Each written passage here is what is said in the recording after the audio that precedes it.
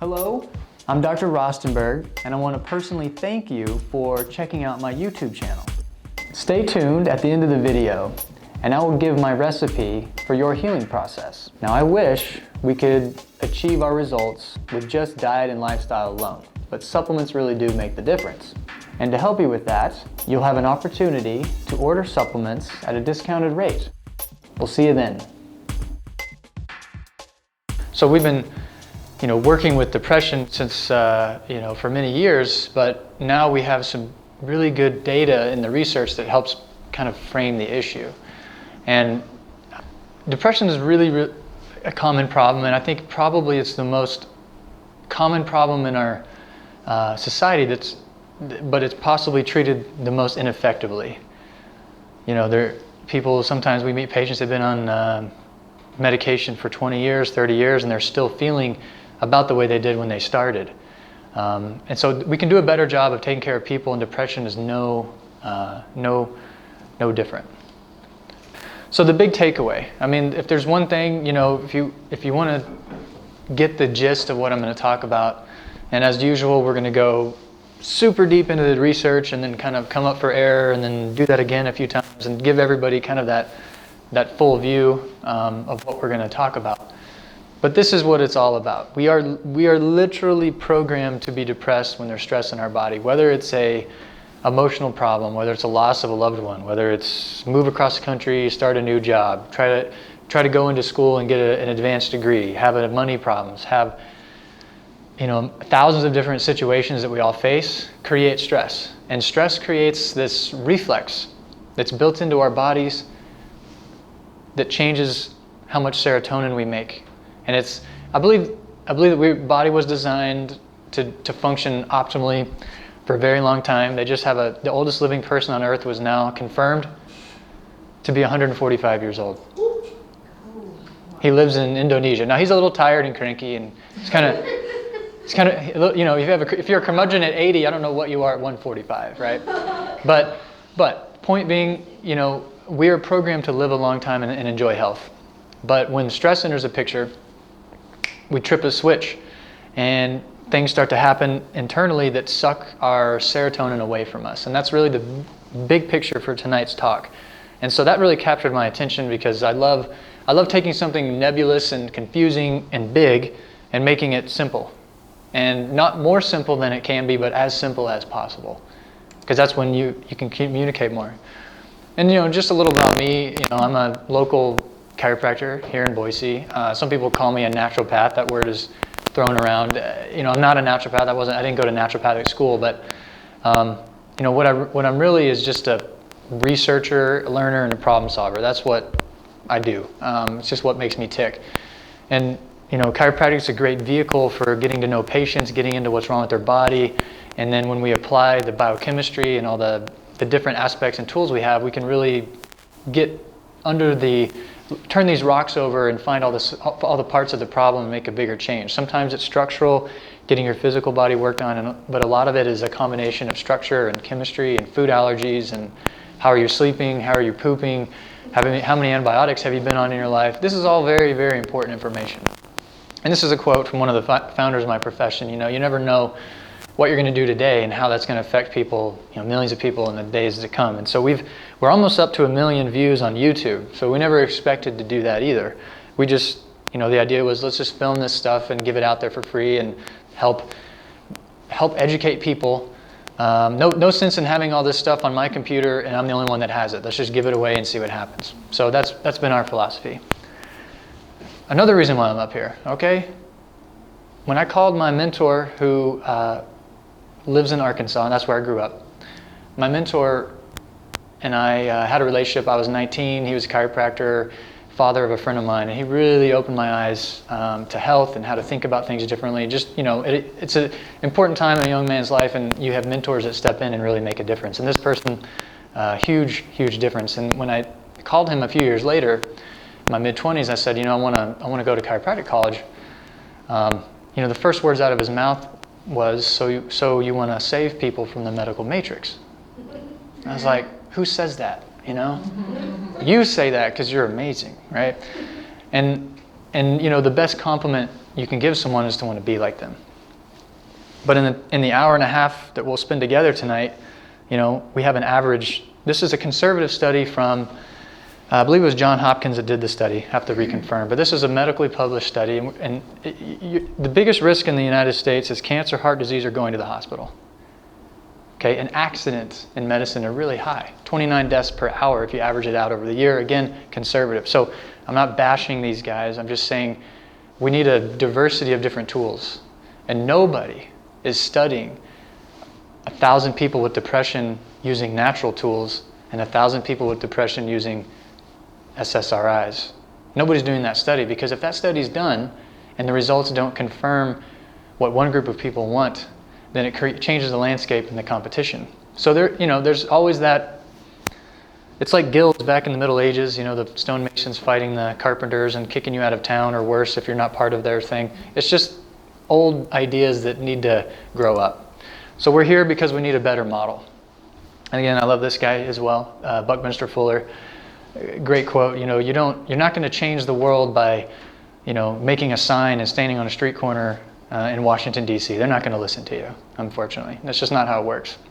We're going to change the world by making something so much better that the old way is just obsolete. I mean, you can't compare horses and cars anymore, because it's just self-evident that the car is superior, right? It's faster, stronger, safer, more, etc. So we're going to do the same thing with healthcare. And part of tonight's talk is that same idea. We're going to give you better ideas that make the old way of doing things just not worth your time. And, we talk about depression as being common, and that's what we see. 10% of the population is actively being prescribed medication for depression. In the age group, probably my core age group in my practice, 40 to 60-year-old females, a quarter of all of them in the United States have been prescribed antidepressants. Now, I think personally, they go into a doctor's office and say, hey, I'm chronically fatigued, I'm not sleeping, I feel anxious, my body hurts,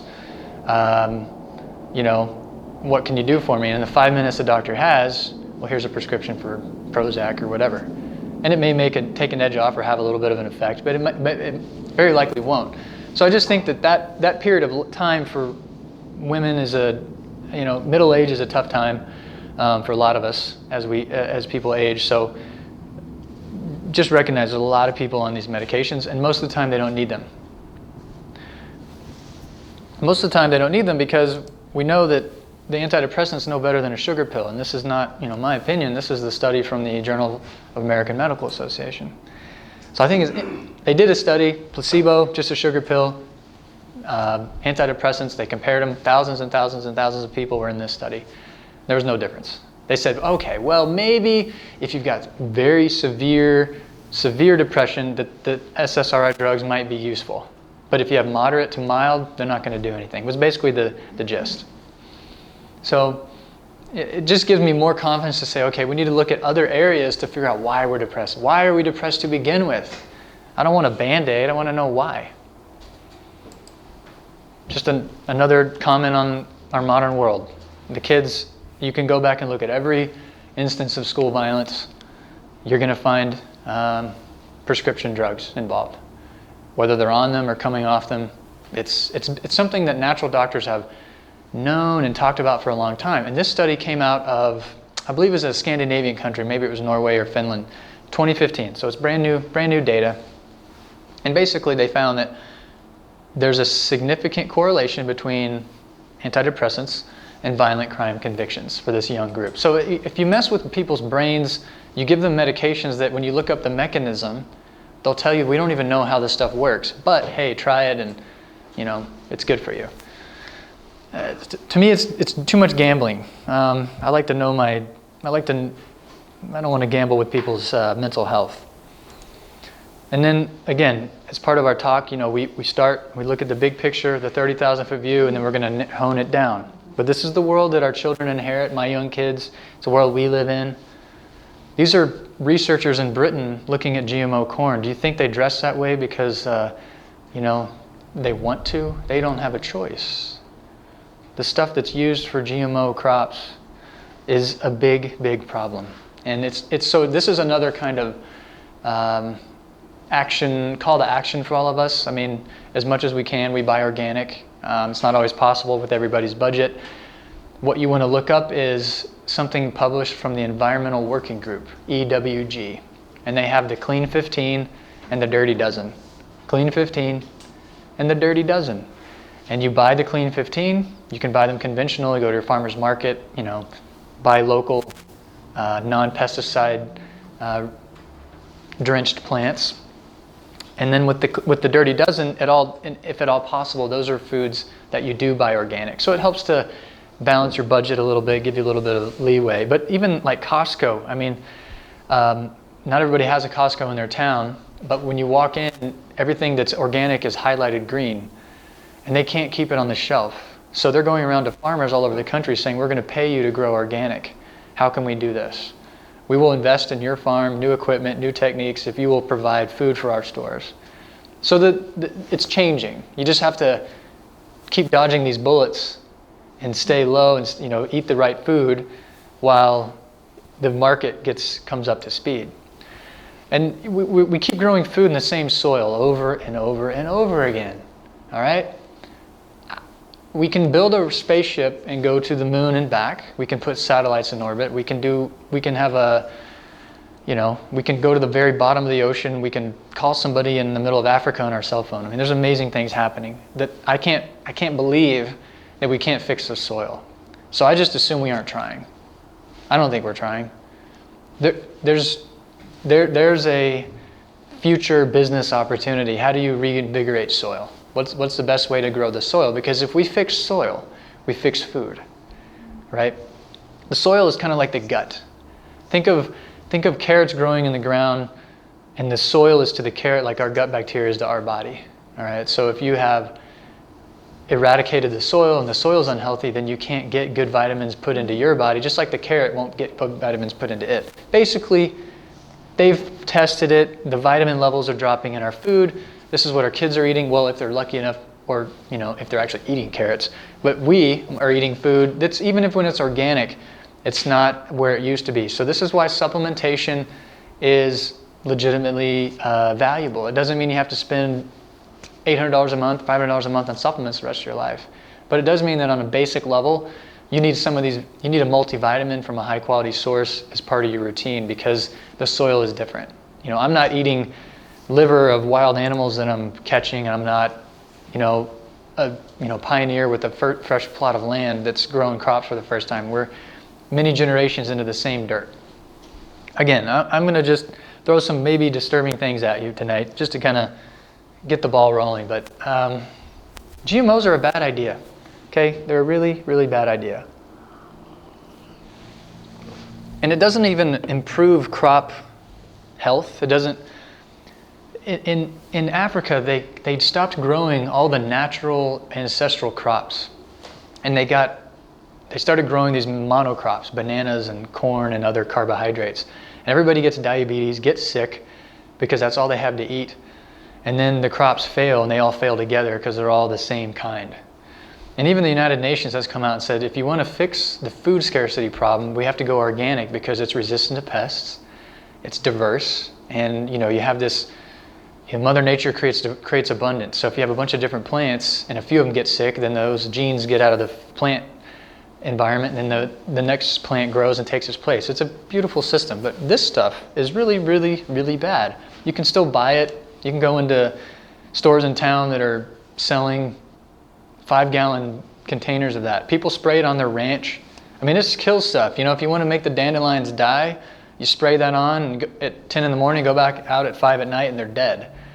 If you have a little bit of patience, you can just mix some natural essential oils from the natural green, nursery store, and it takes a week and a half to kill the dandelion. But I mean, wait a week and a half and use the natural stuff. This stuff is really, really toxic. Initially, so the active ingredient in this is called glyphosate. Roundup is the trade name. And when it was first patented back in the 60s, the reason it killed weeds is that it binds minerals really tightly. So if you spray it on a weed, it goes into the plant, and it starts to grab onto the manganese and other minerals that are required for life. And with those minerals locked up, then the plant dies. I mean, that's one of the mechanisms that it'll kill a weed like that, or grass, or anything growing, as you'll find out. But interestingly, they patented this recently in 2002, again, as an antibiotic. So we are now spraying antibiotics by the billions of pounds on our food supply. And you'll find out tonight, that's one reason why we have so much depression. Everybody in this room raise their hand. It has a lot to do with what happens in our guts, a whole lot. So Roundup kills plants. Are gut bacteria plants? Do you think they have a lot in common with plants? Mm-hmm. The argument is that, and I'll show you this, that we don't have the same pathways in our body that plants do, so it's safe for us. That's a misconception. Most of the antibiotics, aside from Roundup, just straight up regular antibiotics, are used in animal feed. This is why when you eat organic, probably the worst food for you is non-organic butter. Okay? 1,000 pounds of corn to make 1 pound of meat. Yes? You've heard that before? 1,000 pounds of corn to put on like a pound of meat on a cow. It's a lot of corn. Maybe that's okay. So that may be off a little bit, but it's like 100 to 1 or 1,000 to 1, literally the amount of corn that has to eat to put meat on the animal. So the corn is grown GMO. It goes to the ethanol plant and it's processed into ethanol at a net loss of fossil fuel, and then whatever's left over from the ethanol plant is fed to cows. It's disgusting, right? So the cows are fed the corn. Long story short, all the fat, all of the toxins just concentrate down into the fat tissue, and then milk has a lot of fat in it, and then the butter is the concentrated milk fat. So you just funnel all this, thousands of pounds of corn, all the water, all the food, it just gets concentrated down, and then, again, so this is why butter needs to be organic. I mean, if you're going to spend your money on one organic item, you go buy organic butter, or don't eat butter if it's not organic. Okay, so a lot of antibiotics and animal protein. That's why it's real important to eat clean meat. So probably for all your consumption, if you're going to eat meat, fish, sustainable fish, low mercury fish, small fish, and organic meat, because most of the antibiotics that we're going to get exposed to come from animal products: cheese, dairy, meat. This is a new study. This was just last year. And again, what we're trying to do with this whole thing is look at the environment that people are living in. We talk a lot about genes in our practice, and people say, well, I have this gene, so I have this problem, right? Not necessarily, because your gene doesn't tell the environment what to do. The environment tells your genes what to do. So we're living in an environment that's really bad on our gut, okay? That's why all these slides are important. We have a gut-based problem in our country. Now, they just came out last year in November, and they said, look, and I'm really excited about this study, and I hope there's PhDs out there running with this and doing way more just like this. But they studied antibiotic use and the risk of depression or anxiety. 5 doses in your lifetime of penicillin, which probably everybody in this room has had 5 rounds of antibiotics in their lifetime, increases your odds of anxiety and depression by 50%. So I meet patients every day who've had 50 rounds of antibiotics in their lifetime. I'm curious what those studies will say. Will it be a 50% increased risk?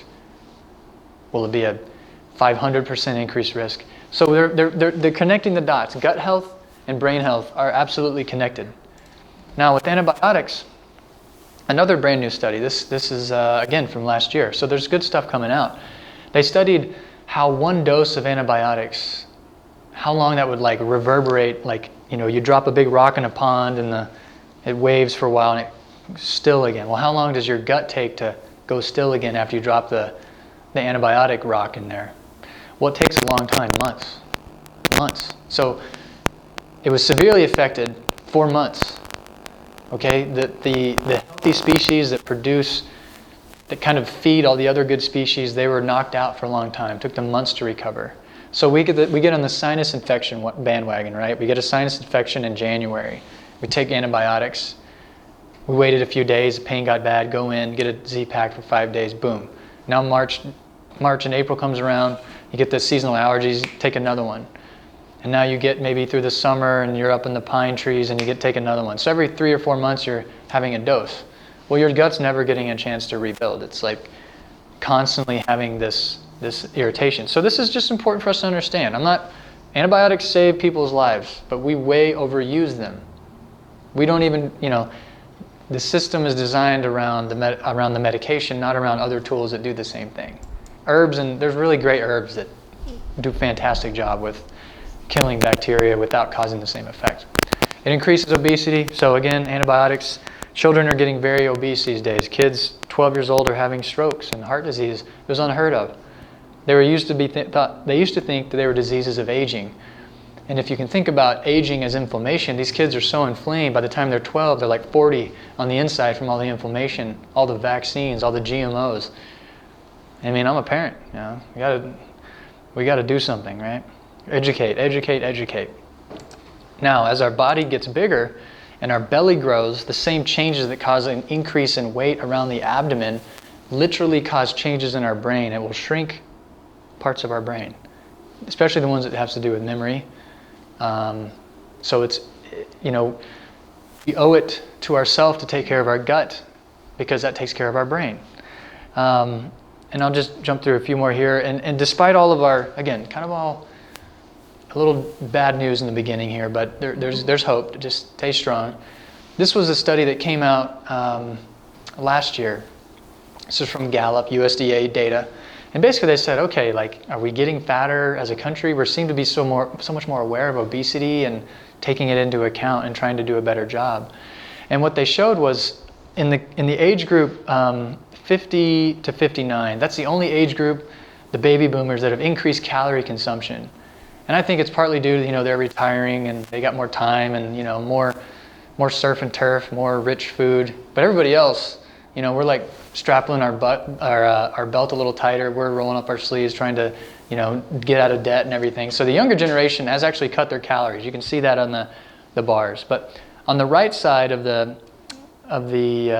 chart, you can see that actually, unfortunately, even though we've cut carbohydrates or cut our calories down, we still have more people who are obese in the 30 to 65 age group. It's frustrating. So maybe it's not the calorie consumption. That's what I'm pointing out. Calorie consumption has gone down and obesity still goes up. Maybe it doesn't have as much to do with calories in, calories out. Maybe there's something else going on.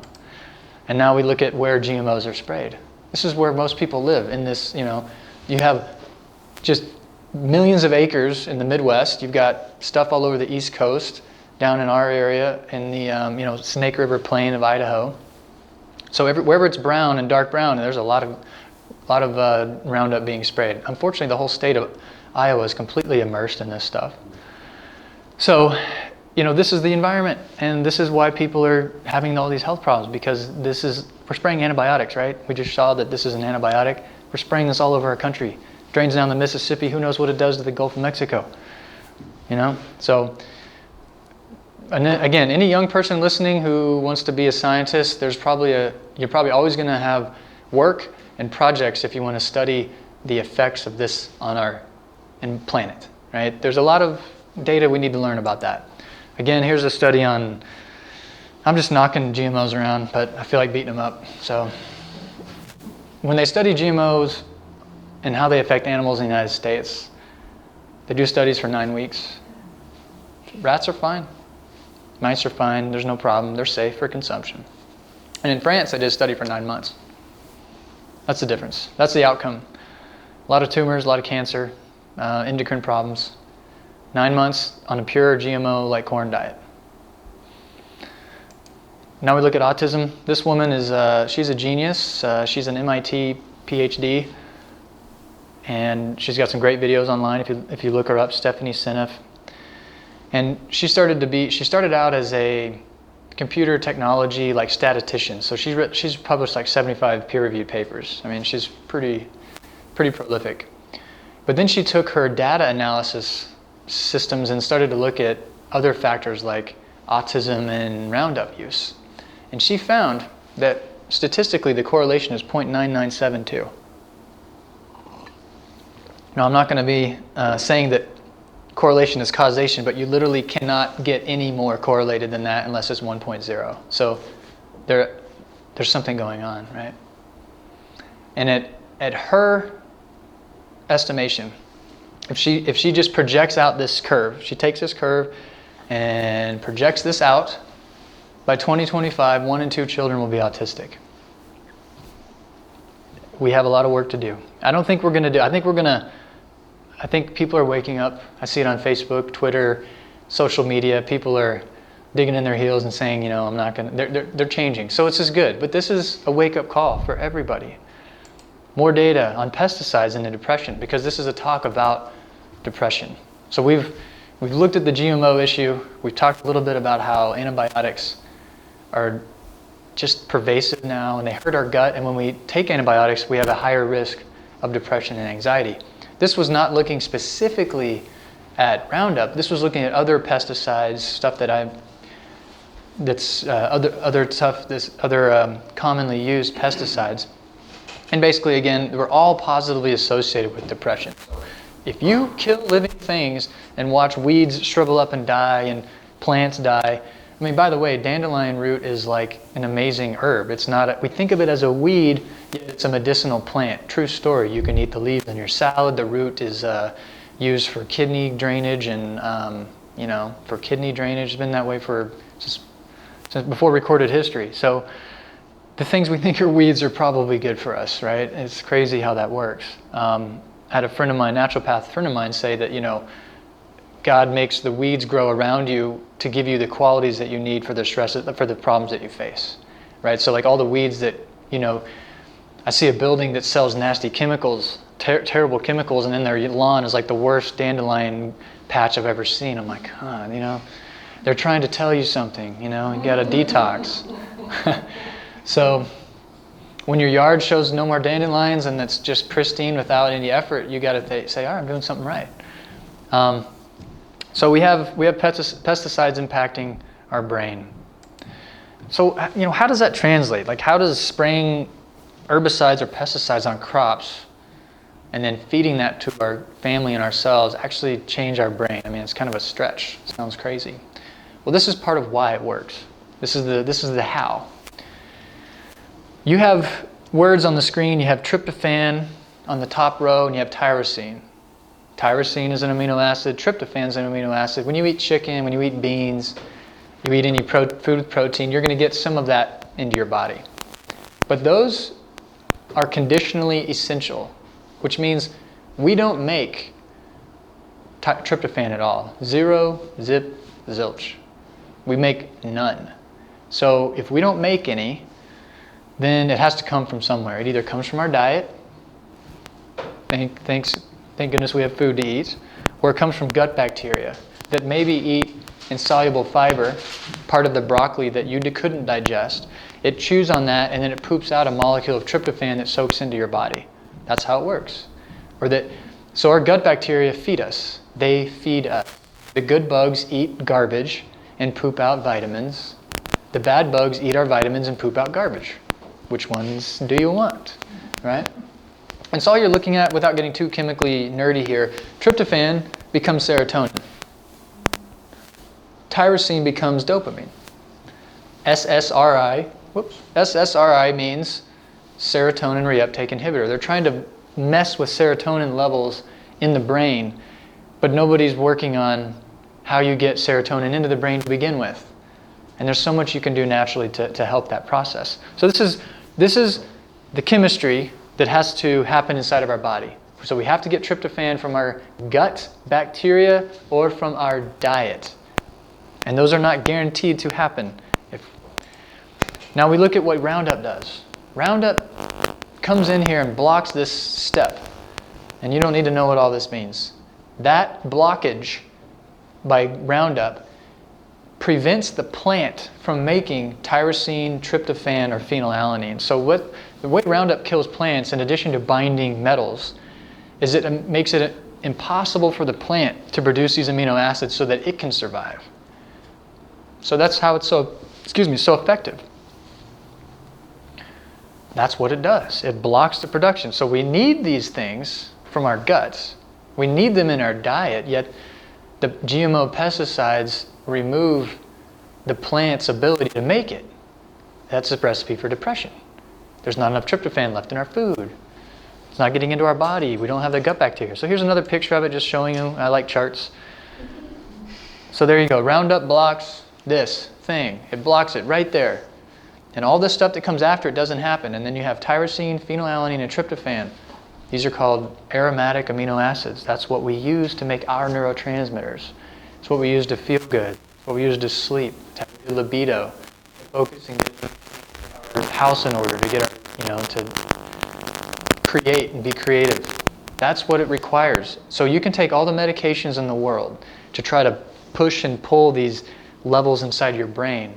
They're not even going to touch whether or not you're getting the amino acid into your body, whether that amino acid gets into your brain, and then what happens next. And that's why the natural approach, looking at all these things, can give you more advantage, because you can supplement with this. You can improve your gut bacteria. You can do all these things to make that go away. So with all this talk about depression, I think we should define it. Personally, depression is something that I've experienced. Bottle-fed, hypoglycemic, junk food, a lot of stress, and that's a recipe for depression right there. Boom. There's no good gut bacteria, not even enough protein. If you skip meals, you can't break down your food, and so then you just develop depression. But you just think that's life. Like, you don't understand when you're depressed that life can be any different way. It's what's so, when you drive a nail through your foot, you go, my foot hurts, and there's a nail sticking out of it. Can you help me? And that's easy to fix. But depression, it's like, you just think it's something wrong with you. It's really, it's a lonely thing, So I'm really glad I'm not there anymore, and everything I'm sharing with you helped me reach that place where now I can help the next person. But this is what depression is. It's just a decrease in the speed of your brain. Nothing more, nothing less. A decrease in the speed of your brain. These are functional MRIs. The colors are changing while the people are wearing the equipment and the test is being run, and the color shows brain firing. So on the right, you have a non-depressed person. The brain is lighting up. It's thinking and seeing and planning, and the neurons are firing. And on the left, the brain is quiet. The neurotransmitters that we've talked about a little bit, the tyrosine, the tryptophan, the stuff from our gut, the stuff from our diet that helps our brain work, that's like the fuel, the gasoline that makes the brain neuron turn on. So if you have a bad gut and you've been on 50 rounds of antibiotics and you get sleepy all the time and you can't stay awake and you're falling asleep in the car, you're falling asleep at work, or conversely, you can't sleep at all and you're up for 3 days straight and you're under panic and anxiety, you're just having imbalances in your neurotransmitters, okay? And without the right amount of neurotransmitters, you can't beat depression. So they have it right in one respect. They're using medication to try to change neurotransmitters. They're trying to do it. But that's what depression is, just a slow brain. If you don't have protein in your body and you can't digest protein well and you're not eating enough and you have a really, a modern gut with too much exposure to antibiotics, the odds are your brain doesn't have enough neurotransmitters in it to turn on. All of our neurotransmitters come from protein. Protein, protein, protein. So again, another summary, leaky gut causes brain inflammation. Another reason for us to get depressed. The leaky gut, you can't absorb well, there's inflammation. Inflammation turns on, kind of like makes us produce our own MSG in our brain, makes us irritated, can't focus. Every man, woman, and child in America has leaky gut till proven otherwise. It's not a curse for the rest of your life. You can have leaky gut on Monday and do everything right, and by Thursday you're 90% better. You can wake up on Monday with a perfect gut and just treat it like crap, and by Thursday have a leaky gut again. Okay, it's dynamic. Your gut is always changing. Every 3 days, the whole lining of your gut is born, grows, dies, and is replaced. Every 3 days. So when we go to the bathroom and have a nice morning bowel movement, most of what we release is our own dead cells, I'm telling you, most of it. So that's a lot of turnover, right? So we have a high need for protein to make sure our gut is solid. A lot of L-glutamine, we'll talk about that a little bit later, but L-glutamine is a good tool for the gut. So, pause for a moment. We're going to talk about blood sugar. So we're talking about depression and why we're programmed for it. We've talked about antibiotics, GMOs, talked about kind of what depression is. It's just a slow brain that doesn't have enough fuel to turn on and activate. Simple stuff. This is another cause of depression. I mean, skipping meals, getting shaky between meals, getting lightheaded, getting dizzy. You know, they have those commercials with like Snicker bars, and this guy turns into Joe Pesci, and he's just total jerk. And they, you know, break open a Snickers bar and hand it to him, and he chomps on it and turns back into himself. So that commercial is really good. It illustrates hypoglycemia. You know. So what neurotransmitter? So we have the two choices are dopamine and serotonin. So what neurotransmitter, when it's low, makes you really grumpy and angry? That's not a bad choice. Serotonin is not a bad guess. I know, you did go. You did good. I like your willingness to guess. It's good. So we'll talk about it again. I'll show you a couple slides. We'll answer that question in a little bit. But you'll be able, by listening to what I'm going to share with you, and we're filming this, so you can go back and listen to it again. You'll be able to show and pick the people in your life who have low dopamine versus low serotonin versus high dopamine. Almost no one has high serotonin. Remember, serotonin comes from tryptophan. We don't make it in any way, shape, or form. It has to come from our diet or from our gut. So there's like 3 strikes against it. The odds are your gut's not great, so your tryptophan's kind of low. The odds are your diet's not as best as it could be, so your tryptophan's kind of low. So most people are low in serotonin. But hypoglycemia is a big problem. Headaches, mood changes, sweaty, getting shaky, waking up in the middle of the night just drenched in sweat, and you're not a perimenopausal female. That kind of a reaction, having a pounding heart, just feeling like you're full of adrenaline all the time. One of the main reasons is your body's using adrenaline to raise your blood sugar. And that's great when you're starving, running from a fire or a bear or a robber, but it's not good if you do that every day. And adrenaline is quite inflammatory. And I like to point this out too. Low blood sugar isn't just waking up and having a blood sugar of 55 when you wake up in the morning. I mean, that's really low, not fun. It's the speed of the drop.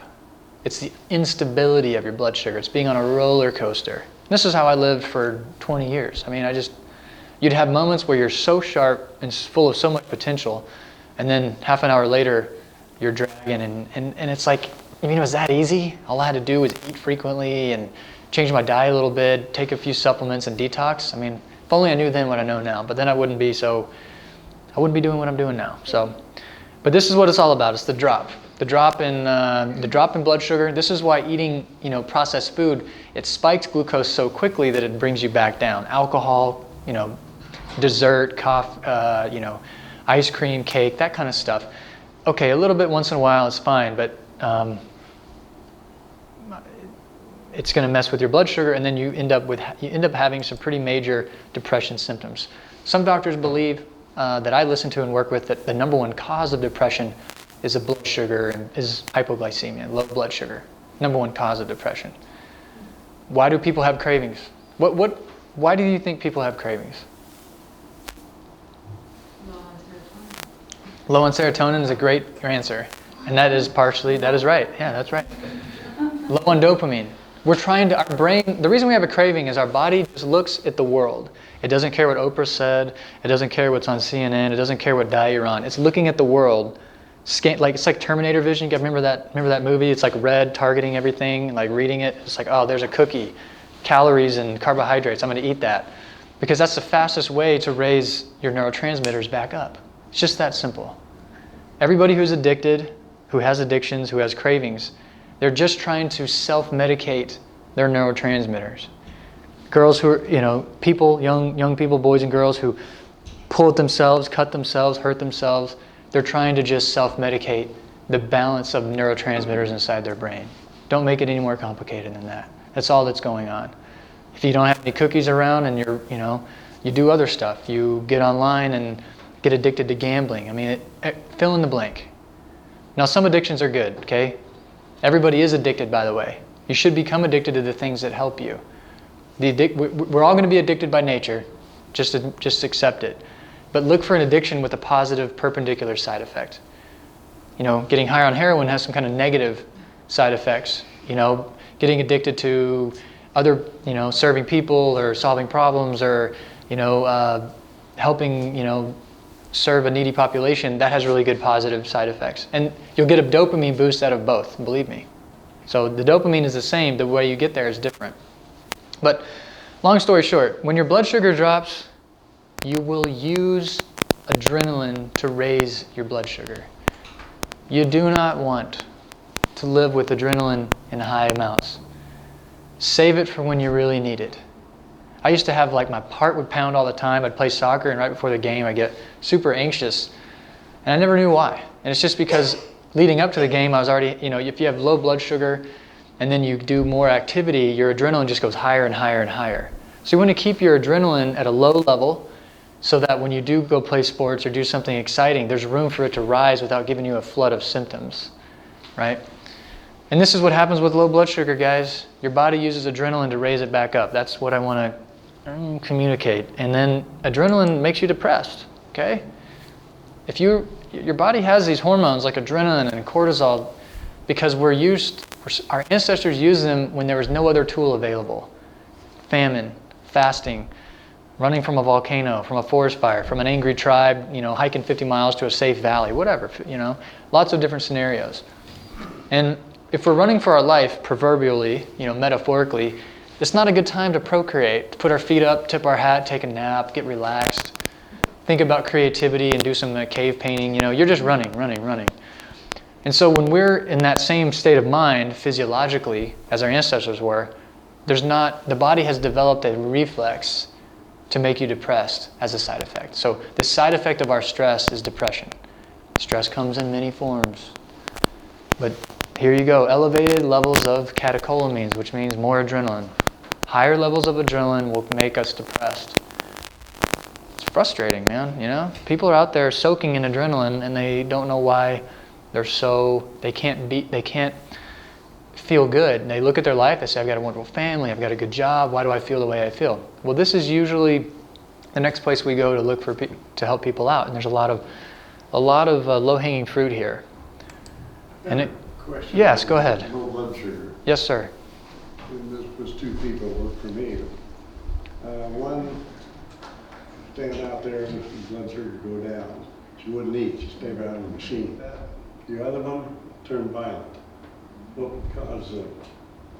Oh, so one of them, you have two employees, and they both get low blood sugar, and one of them becomes like euphoric, and the other one gets angry. And the other one gets combative. Okay, that's a great question, and I'll answer it in a few slides. It's like that frames the issue perfectly. So we'll answer that question here in a couple minutes. But that's a good point. So we'll look at those two people. Again, the adrenaline that's changing this, you know, these coworkers' attitude, that's making us depressed, is also taking our gut lining and going like this. Okay? If you squirt adrenaline into your gut, it leaks. Okay? It's just what happens. So every day you skip a meal, and let's say my typical day used to be I'd wake up and eat breakfast, and I wouldn't eat till like 2 or 3 in the afternoon. I was just too busy. I got too much to do. Yeah, sure. What's more important than eating or taking care of yourself? But by the time you would eat again at 3, your body wouldn't be able to digest well the next meal. You'd have a leaky gut, bad stomach acid production. So you can see it's like a vicious cycle. Like if you miss a couple meals and you get really, really starving, and then you eat, you know, you're full, half your plate's eaten, you're full, you're like, I couldn't eat. Thought I was hungry, but I couldn't eat very much. I used to have that all the time. I didn't ever know what that was. It's because stress of skipping meals shuts off your digestion, causes a leaky gut. Leaky gut, and I like this slide because they use the word upload. To me, it's like the science, the nerdy PhD science meeting like technology, you know, uploading something, downloading. So yeah, they're uploading bacteria from your gut into your bloodstream. So when you get a leaky gut, because you've got this process that we're talking about going on, every time our gut opens up, and this is normal when the gut's healthy, this happens too, some of the bacteria leak in, and then that gets into your bloodstream. That's just normal, okay? But when you've got the really messed up, unhealthy gut and a big leaky gut problem, a lot of bacteria leaks in. And when all that bacteria leaks in, it's a huge irritation to your body. And then the heart pumps it everywhere, it goes up in your brain, and then you get depression from that. So you get it's like an inflammatory reaction. So here we go. Just more data. Okay, all the data's out there. There's 25 million published studies. All right, 25 million.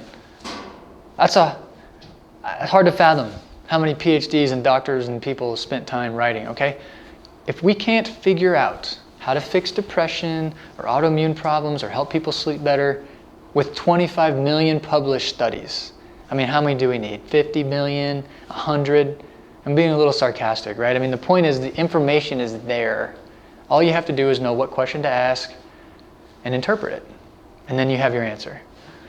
So high cortisol will make you depressed. Adrenaline will make you depressed. We have to manage these hormones. They're really strong. This is why I don't believe in fasting for most people. They're not healthy enough to fast, okay? They're not healthy enough. You can't detoxify if you fast. You don't eat any protein when you fast. What are neurotransmitters made out of? Protein.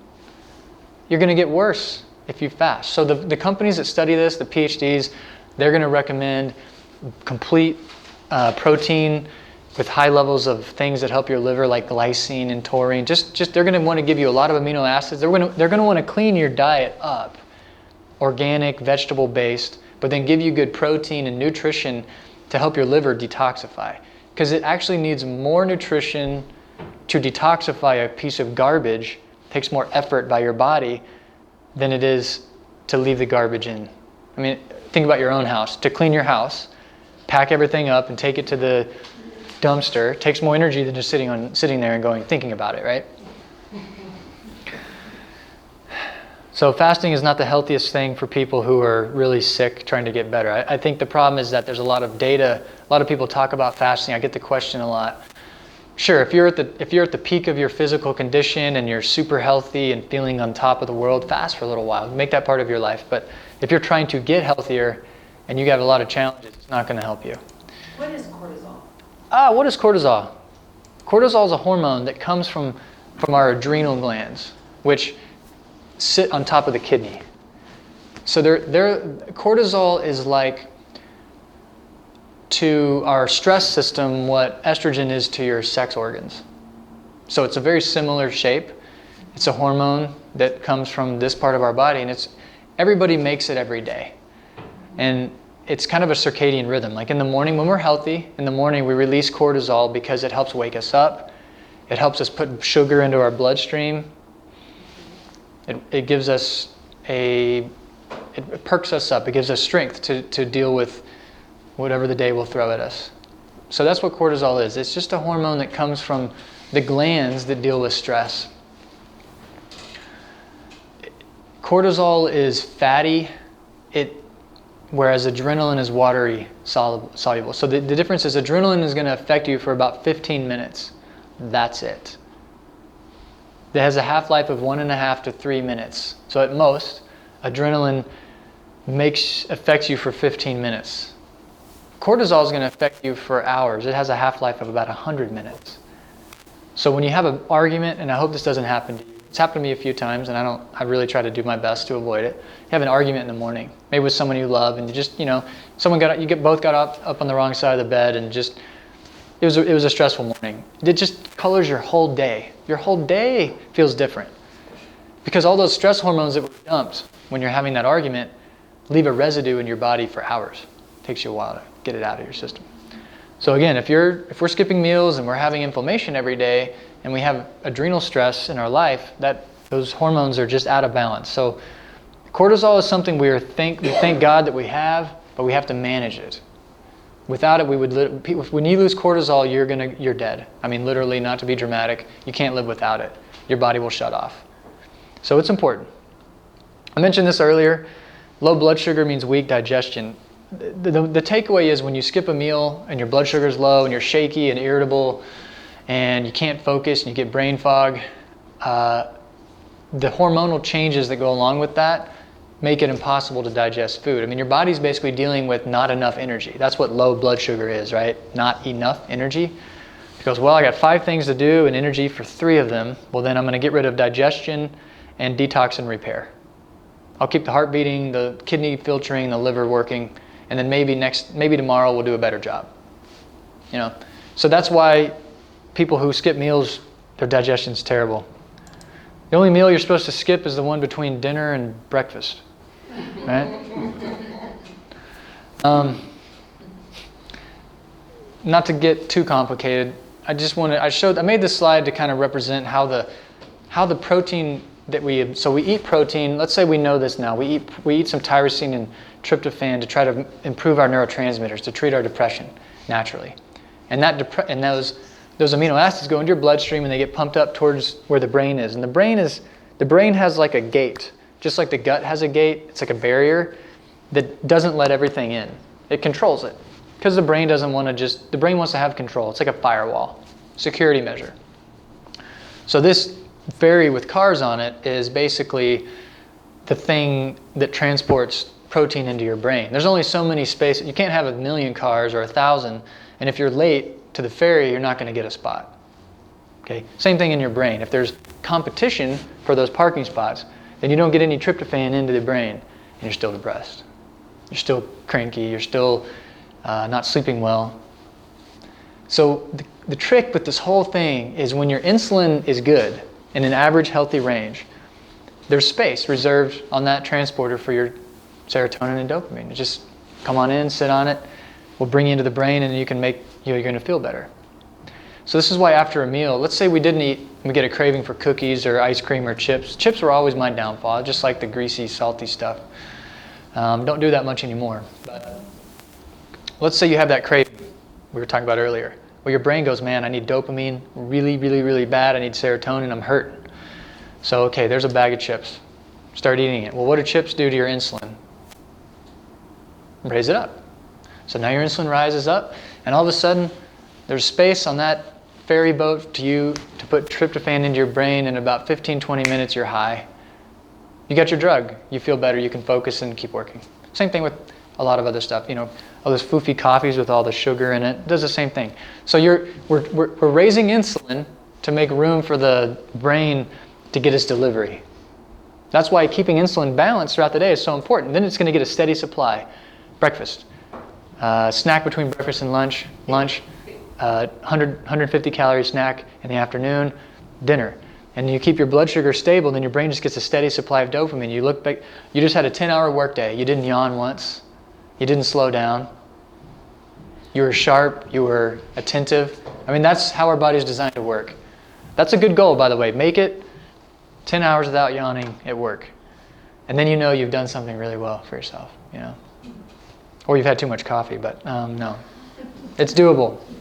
It's doable. I drew this chart. This is just for those of you interested in looking at this a little more deeply.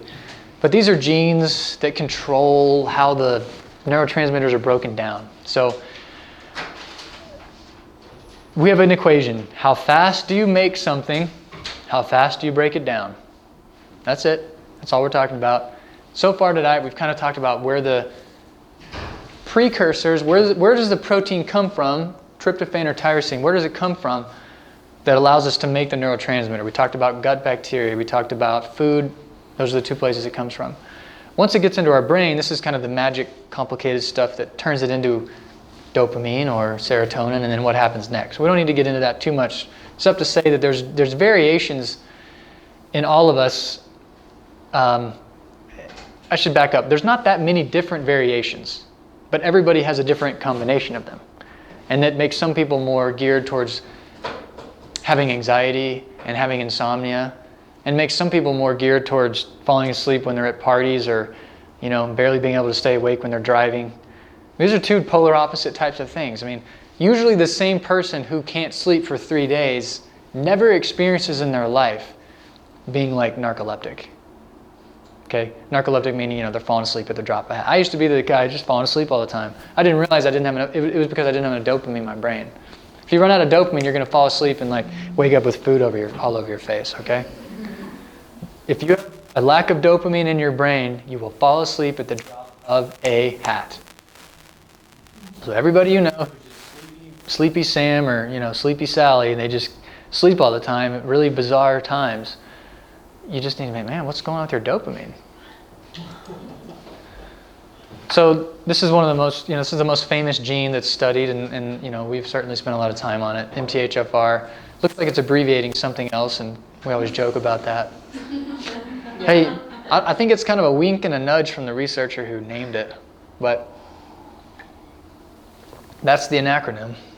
That's the abbreviation. So it just says that, look, people who are born with alterations or genetic variations that are very common, okay, millions and millions of people have this problem. If you have a genetic variation in this gene, you have a higher likelihood of depression. Doesn't mean you're guaranteed, okay? Does not mean you're guaranteed.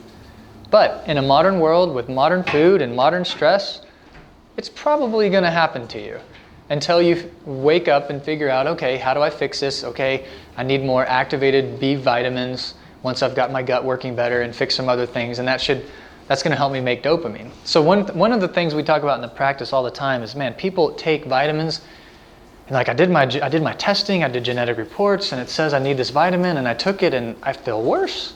I feel worse. How does that happen? How can I not benefit from the vitamin it says that I need? Well then, that was a question that I had as well. How does that work? And what we figured out was, you have to fix the gut before you go and throw fertilizer at people. And B vitamins are like rocket fuel. They make your chemistry go really, really fast. Some people are ready for that. That's literally the only thing they're lacking is the B vitamin. You give it to them, bam. They're like, where have you been all my life? They went from clinical depression to not depressed in 24 hours, and they're never depressed again. We have patients that have done that. But not everybody responds that way because there's other stuff going on, which is the subject of tonight's talk. So it's just an interesting study. So if you take a B vitamin and it doesn't work well for you, it just means, it doesn't mean the vitamin is toxic for you. It just means you're not ready for it, or it's not the right dose, or there's something else in the way. And when you took that B vitamin and swallowed it, something happened to that B vitamin en route to your brain that created another kind of like side effect. It could have been a gut problem, or, again, you may be fertilizing weeds and, nasty bacteria. When you take the B vitamin, you may not actually be absorbing it the way you thought. And that's just the first thought that should come to your head. And then think back then to all the antibiotics you've ever had, if you've ever had any yeast infections or issues with the yeast. And then you're going to start being led down the clean your gut up track, and then you can get back onto the B vitamins a little bit further down the road. These are the bell curves. We all live on a bell curve. We all live on a bell curve. And so we want to figure out where do we land on this being the serotonin bell curve, okay? I mentioned before that high serotonin is really unlikely. The only people I've ever met that have high serotonin have a big allergic reaction because it's released when we have an allergy, like a food allergy. There's 400 times more serotonin in your gut than your brain. So you can get all this serotonin like dumped into your gut. You get nasty diarrhea and it's irritating. But people who take SSRI drugs, a few people who die every year because they're on that drug and they get prescribed another one and they interact and the serotonin goes up so high it causes, I don't know exactly the mechanism, but it leads to brain changes and you end up losing your life.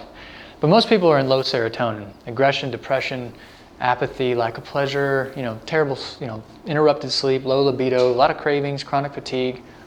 That's the low serotonin life expression.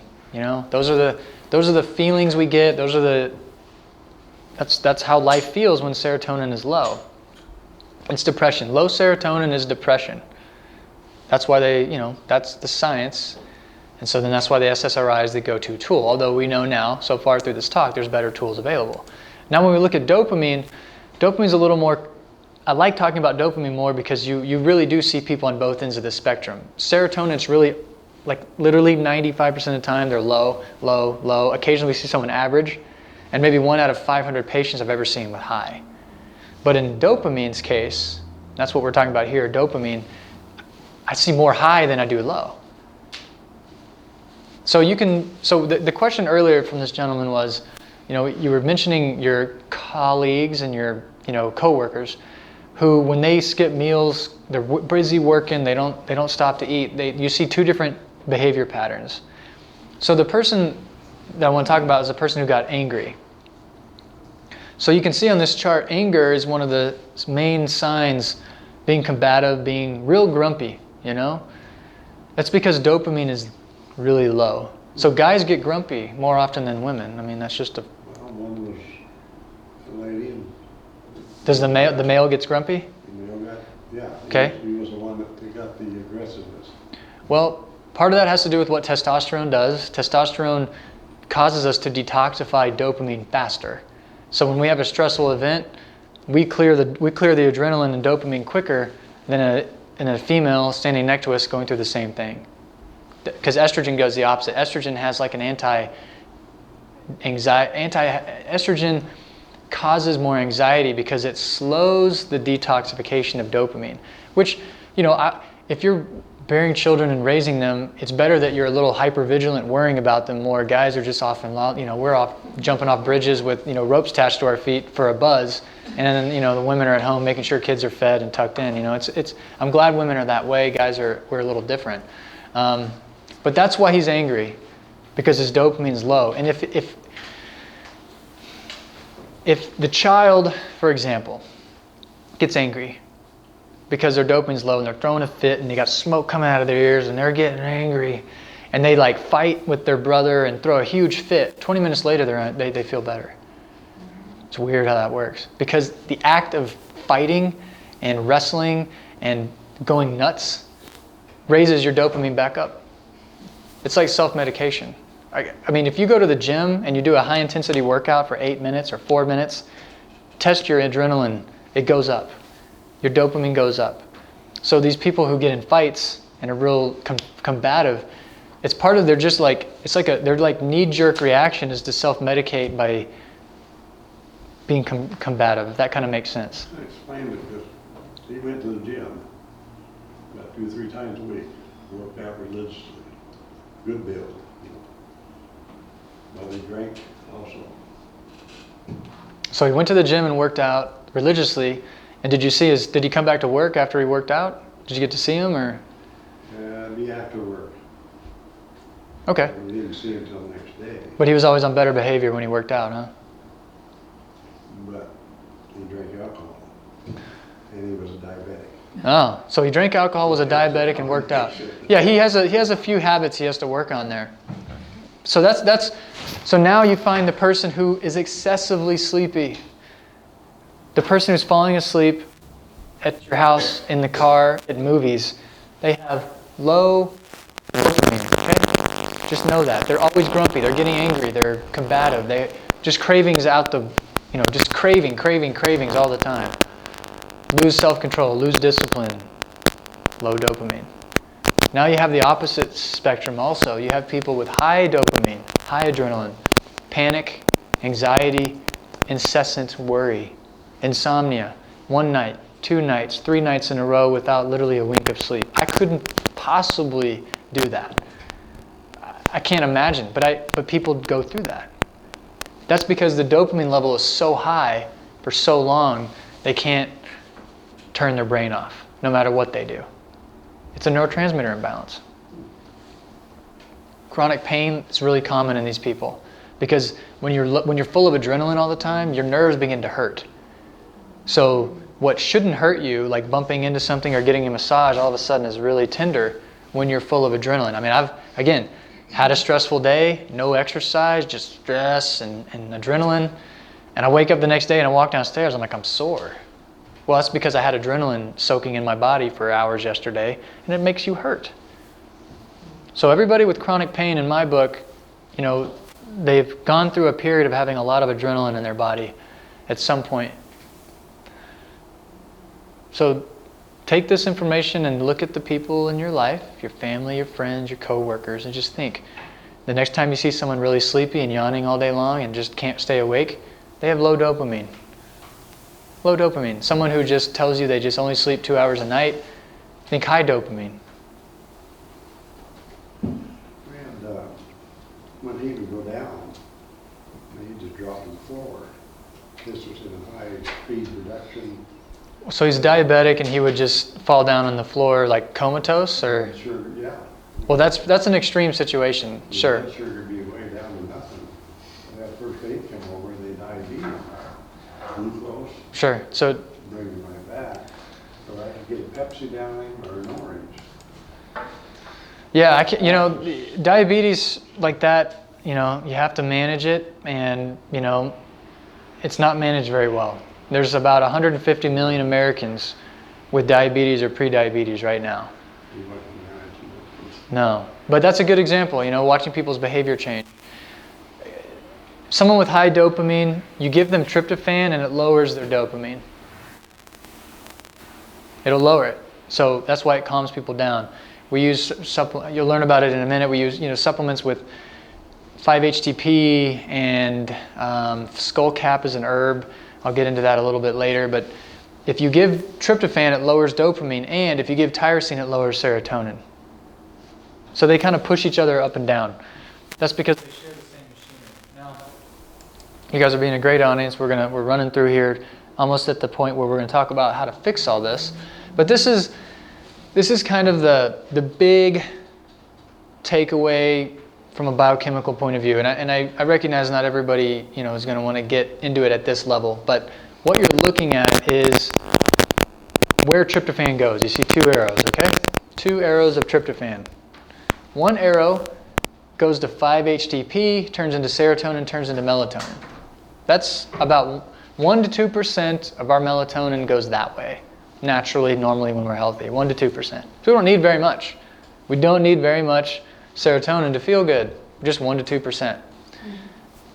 About 96% of the rest goes down this pathway several steps because the body needs to make vitamin B3. B3. In the early part of the 1900s, the first 20 years or so of the century, there was a big disease that happened in the southern United States. So the war devastated them. They're poor. They're eating corn and drinking alcohol. It was kind of a scorched earth down there after the war. And what they ended up developing was a disease called pellagra. And pellagra is basically vitamin B3 deficiency, and it's the worst vitamin deficiency epidemic we've ever had in the United States. I mean, nothing's even come close. It killed like 120,000 people during those decades. And they would get, now that doesn't even tell you how many people had it, right? That's just how many people lost their lives from it. So a lot of people had it. And it's the 4 Ds. It's dermatitis. You get this like shawl pattern rash on your neck and back, stocking glove rash, like from your elbow down and on your feet, on your ankles. You get diarrhea, so dermatitis, diarrhea, you get dementia, and you die from lack of B3. So vitamins aren't optional. They're literally essential for life, right? So with that in mind, I mean, that just kind of sets the stage for how important B3 is. If we don't get it, we're done. We only get it from tryptophan. Right? It's the only place in our body that we can make it. There's no other way. So we either get the vitamin from like a food that already made the B3, or we have to get tryptophan and turn it into B3. But the problem with tryptophan we've already talked about. We don't make that either. It has to come from our diet or from our gut bacteria. And we already know that those two things aren't the best in our society. So that's the background of this chart that they don't, that we need to know. So we're already stressed with how much tryptophan we don't have. Now the body has to make a decision. It has to say, well, I could make serotonin and feel good and make melatonin and sleep well. Or I could take this tryptophan and make vitamin B3 and not die. It's an easy choice from the body's point of view. It makes the right choice. And so what you're looking at is how that process happens. These red boxes mean that cortisol, stress, low blood sugar, glucagon, and inflammation are like a giant vacuum cleaner that suck tryptophan that way. So that's why we're programmed to be depressed. If our cortisol's high, if our blood sugar's low, or if we're under inflammation from a leaky gut and stuff we haven't taken care of, we're just chewing up all of our tryptophan to make vitamin B3. And that's what we've figured out. And we know the cause now. It's these 3 things: stress, low blood sugar, and inflammation. So this is just the data behind it from 2014. Yes, what goes on in your gut changes your brain. If you have high cortisol and blood sugar problems and inflammation, your tryptophan levels go down. So this is a test we do in the office. This is a test I use more and more. A lot of the work we do over I guess it's called telemedicine. we work with people all over the country, even the world, and we're able to get some really good results. And one of the reasons is we use a test called the organic acid test. So this is a urine test you send off in the mail, and you get the results back. It's done in Kansas. And so this is one of the categories. There's 75 things it tests for. You're looking at numbers 33 through 39. The top, and they're just telling you, they're showing you kind of where your levels match people that are your age, that are the average, right? So this is the mean. This is 1 standard deviation. That's 2. Imagine kind of a bell curve sticking out of the screen, right? That's what you're looking at. So that you can see dopamine is pretty balanced. But now look at the serotonin, right? This is so common. I see this pattern on like 9 out of 10 tests. It's the same. Just the numbers are a little different. Serotonin is pretty low compared, it's in the lower quartile. Then this thing called quinolinic, if you look back here, is coming from this pathway. So this word is quinolinic acid, all right? KQ vitamin B3, okay? Quinolinic acid. Now, if you look, that's what this test is showing us.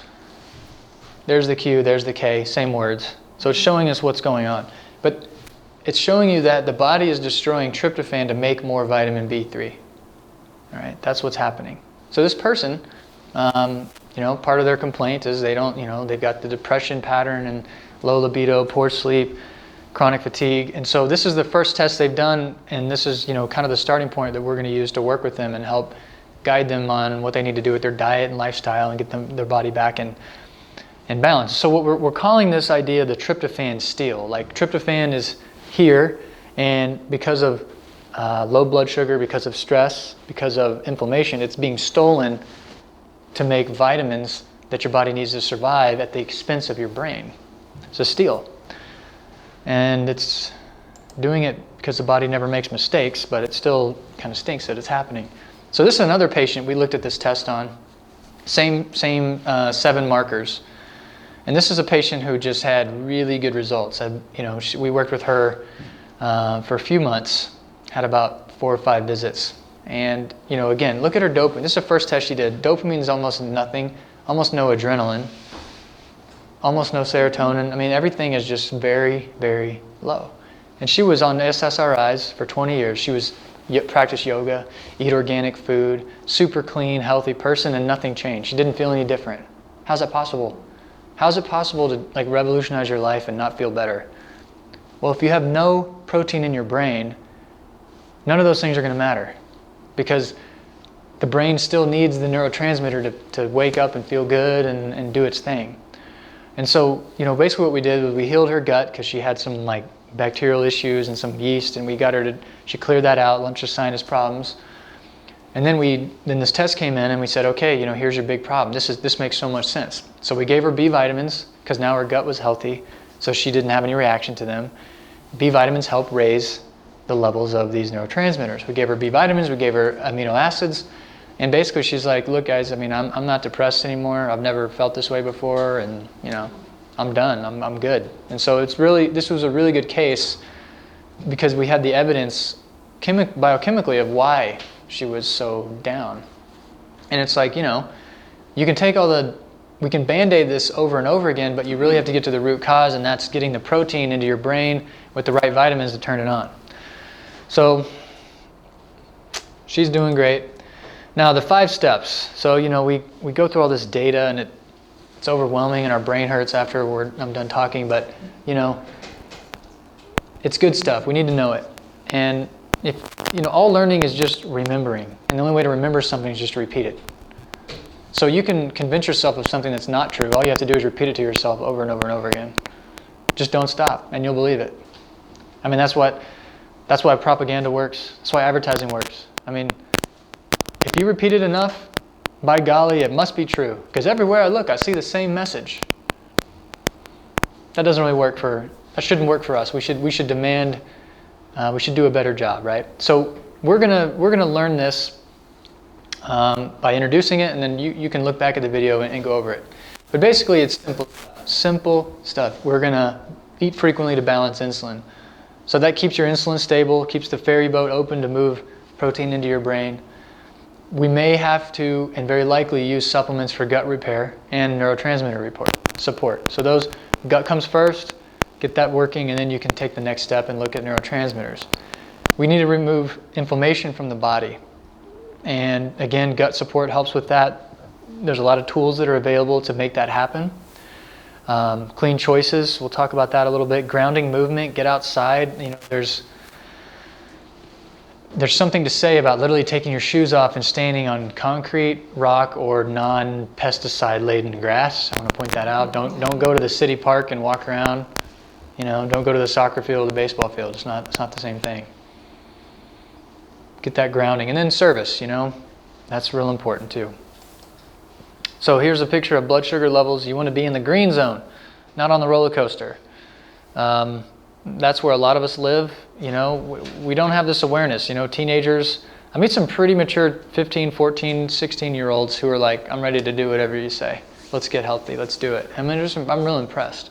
Because when I was that age, I mean, gosh, what a mess. What a difficult time of life. But, you know, with the right coaching and, you know, setting the bar for these young people and pointing them in the right direction, they can really make some amazing changes at a young age and just reap the benefits the rest of their life. So no matter your age, this is our problem in our society. This is why 150 million people have diabetes or prediabetes.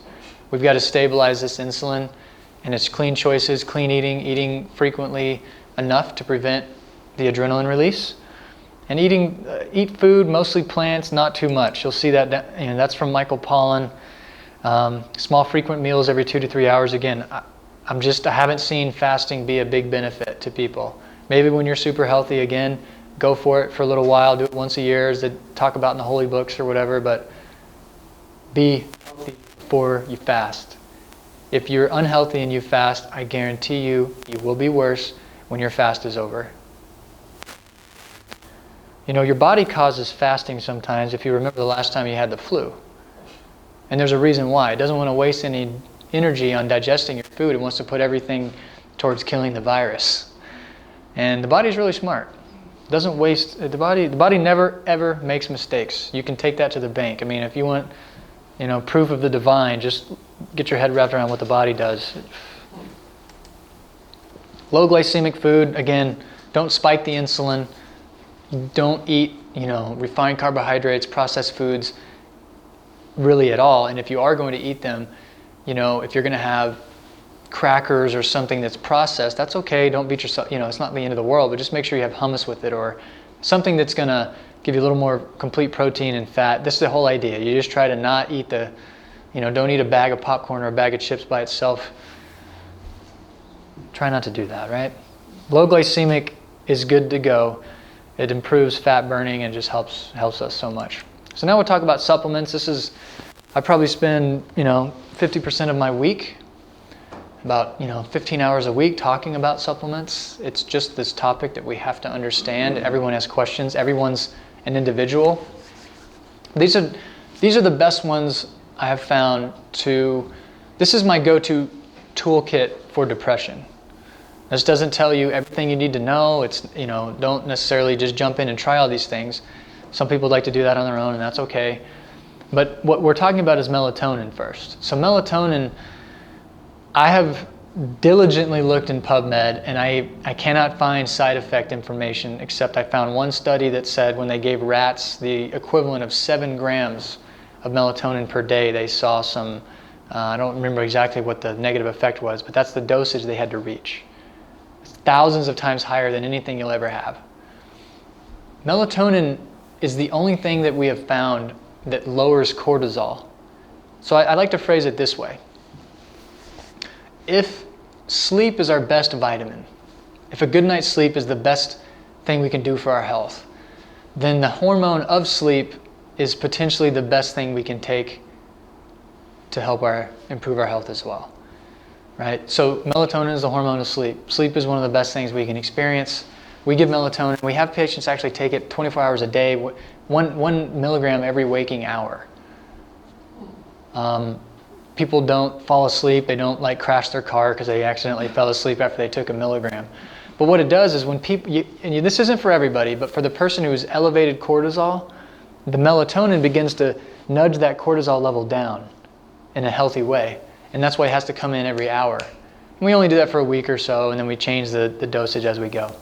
5-HTP, again, that's just, all that is tryptophan ready to turn into serotonin. That's all it is. Methylation vitamins, these are B vitamins you've all heard of, B9, B12, folate, SAMe. Great tools at the right time. They just help you make a lot more neurotransmitters. L-theanine is a great amino acid also. It helps to raise GABA, dopamine, and serotonin. It kind of has this lifting effect on our mood. And then skullcap, I mentioned skullcap, and again, I looked into the data on this, and it's an it has a broad spectrum. It helps kill fungus, bacteria, so that kind of helps clean you out in a healthy way. But it also has a high amount of melatonin and serotonin in it as an herb. Literally, the plant makes melatonin. So, here's an herb, eat this, you'll feel better, mellow you out. So the supplement we work with actually blends all of that into one supplement. But, just breaking them out, showing you what they each do individually. Now, when we talk about gut repair, again, I probably spend the other 15 hours a week, each week talking about gut repair. But it's just, we've looked at the data on GMOs, we've looked at the data on antibiotics. Our guts are a mess. And that's where, even as we've dug deep into genetics, into other pathways, we always kind of circle back and go, well, what about the gut? It's like the starting point for everyone.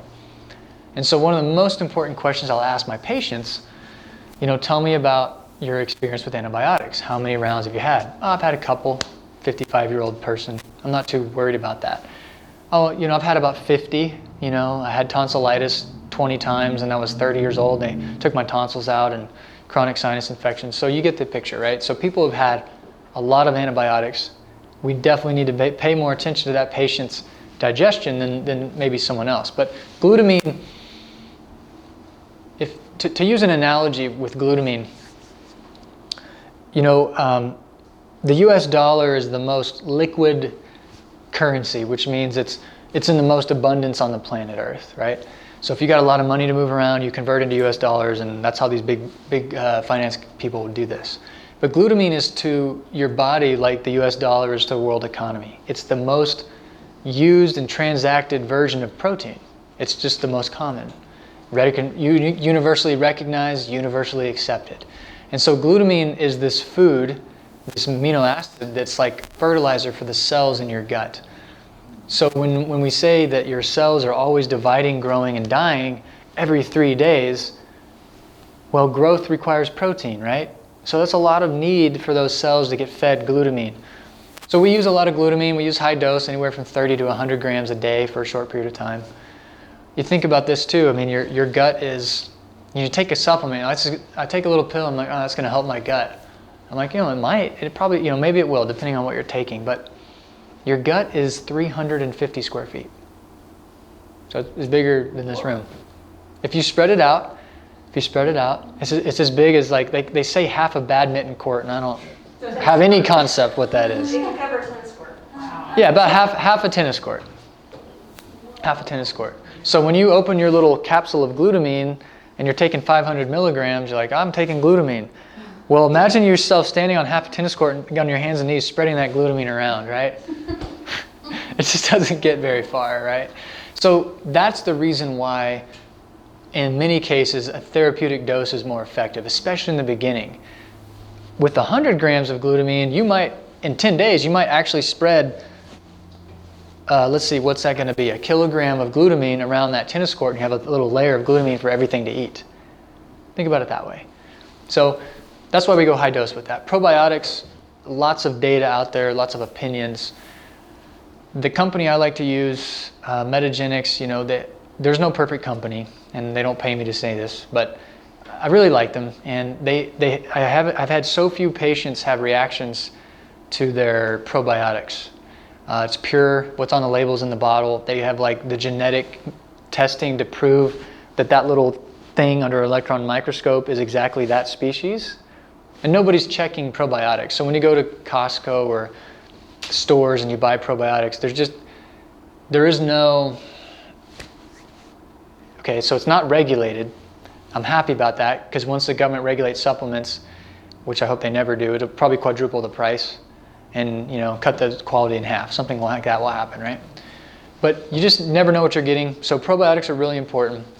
Certain species are like the linchpins. You don't have to take 29 different species, because you really only need 2 or 4, maybe 7 max. Because once you get these linchpin species in, the keystone species, they then allow the other species to grow and flourish. And I haven't seen a lot of benefit in my patients from taking like soil-based probiotics, because the person only needs 1 or 2 or a few strains, and that's crowded out by the 23 other strains, so they're just getting a teeny tiny little itty-bitty dose.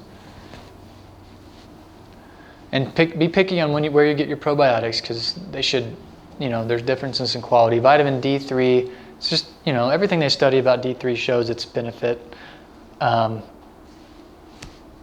People are always low in D3. I see maybe 1 out of 30 or 40 people who do a test with us have an adequate amount of D3. It's a big problem. And D3 helps the gut close and keeps the kidneys from leaking, the lungs from leaking, and the gut from leaking. And it's good for the barrier function. Stomach acid, oh man, do we talk about stomach acid in the office, People will tell us how they have, they feel full after they eat, they burp, they get hiccups, they have undigested food in their stool, they can, not to get too gross, but if you eat something and the next day you can identify it, you didn't get any vitamins from that. Nothing, it just went right through you. And stomach acid is something to work with to enhance digestion, and we always give it at the end of the meal. We have a process for figuring out how much you need. And then we have this new stuff down here called, we'll call them HMOs, human milk oligosaccharides. So this is cool stuff. So real quick here, what they figured out was, in order for our gut bacteria to grow when we're born, the right kind of food has to be given to the baby, so that the bacteria gets the prebiotic that it needs so they can live and grow, okay? You have to feed the good bacteria in order for it to thrive. So what they discovered was that there's 22% of the population, about a quarter of us, the mom doesn't make this stuff, HMO, very well. And so the mom's breast milk doesn't have prebiotics in there. Even if the baby's breastfed, it takes like months longer. They've done the chart, like the baby who's breastfed by the mom who makes HMOs in her milk, the bifido species grow really fast and then stay in the gut. And the mom who doesn't have it, it takes months for the bifido species to grow. There's always a give and take. People without this in their breast milk are protected from H. pylori and some other gut infections. So it's always a give and take. But they've figured out that now they don't get it from breast milk as, thank goodness, it'd be like higher, I don't know how they do that. But they've gotten a molecule that's chemically exactly the same as what that is. And they put that in a powder and a medical food. And this came out like 2 weeks ago. So I'm excited about it, because it's like you can re-breastfeed, you can re-breastfeed yourself, And not everybody was breastfed to begin with. And so is that going to benefit our gut? And I have to say that yes, I believe it will. I believe that putting those ingredients, those HMOs, that is like the ultimate prebiotic for the bacteria that we need to keep our colon healthy. And so now, so there's some great stuff. There's some great science. There's brilliant people working on this. Just learning about the products and the tools out there is really helpful. So we can help our gut that way. Organic food, we talked about it. The dirty dozen, the clean 15, that's the main thing. Don't eat, don't eat a non-organic butter. Don't eat strawberries. They're really, strawberries. I love Zupa's restaurant. It's a cool little place, cool little salad and gluten-free soup place. And they'll give you a little chocolate-covered strawberry. And I'm just like, I'm tossing it, man. I don't know. It's, sorry. I just, some of those things are soaked in pesticides. So just have discipline. Throw some stuff away. Eat the good stuff. Throw the stuff you shouldn't eat away. When you really want to treat, buy some organic strawberries and enjoy them. Organic food, the more you can afford, the better off things are. You don't have to do it 100% of the time. 80% is enough, I think.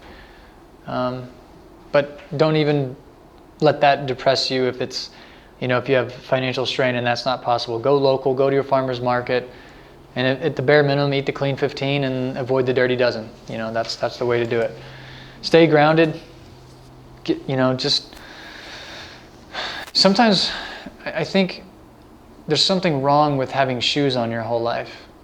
I mean, I'm gonna use that metaphor, okay? Little philosophy, but you never touch the planet with your sole of your feet, right? So what is the earth? You know, this is like this place we live, it's paradise. We live in a great place, and you gotta get out there and like dig in, and it decompresses you, it balances your energy, it keeps your like ions flowing. It's just really healthy for us to ground. So we wear rubber shoes, we're surrounded by electricity, walking on carpet, we drive in a car, we get out, we walk inside, we sit back down, we flip on our phone or our laptop. It's just, you know, we're all creatures of habit, and you know, do things that don't compute. Break it up a little bit, and I think we'll all be better for it. And then I think serving others cures the blues. I really, really think that's true. I don't think whatever we focus on grows. And part of the problem with one of the main things we treat in our office, and I mean this in a good, like, loving way, we treat the problem between our ears. We have to reframe stuff for people. I often say we're in the clarity business. I got all these tests, all these symptoms, what the heck does it mean? No one can help me. And just having someone explain to them step by step what's going on, like, that's like 80% of the problem solved. Because once you lose your ignorance, you never get it back. Now you know things. Now you can see connections. Now you can make some effort. Now you kind of know what your steps are. So that's the way I've been, you know, blessed to be able to help people. And everybody in this room, and everybody has talent and genius that's their own. And you just have to figure out what that is and run with it, because that's what you're here for. Thank you so much for watching this video and sharing it with your friends and family. I personally believe, as I'm sure you do as well, that educating ourselves about what it truly means to be healthy is the only way we're going to change healthcare. I have created a website as a resource for you. To take advantage of this information, navigate to www.beyondmthfr.com and take a look around. In addition to blogs and articles I have written, you will find a tab on the menu labeled Protocols. It is a growing list of tools that I use in my office to help support my patients.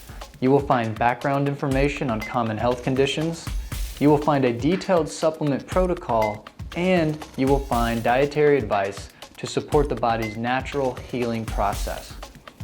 You will also have access to order recommended supplements at a discounted rate and have them shipped to your front door.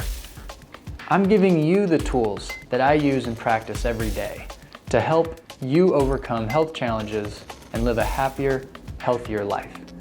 I have done my best to give you that information, and you will find it on these protocol pages. If you are looking for more help than simply what supplements should you take or what diet should you follow, I'm inviting you to come to Boise and see me. Let me and my team and my staff take care of you. We have patients coming from all over the country and all over the area on a regular basis, and there's room for you too. Now, if coming all this way to Boise is too big of a commitment, then please pick up the phone or email my office. We can work together from a distance.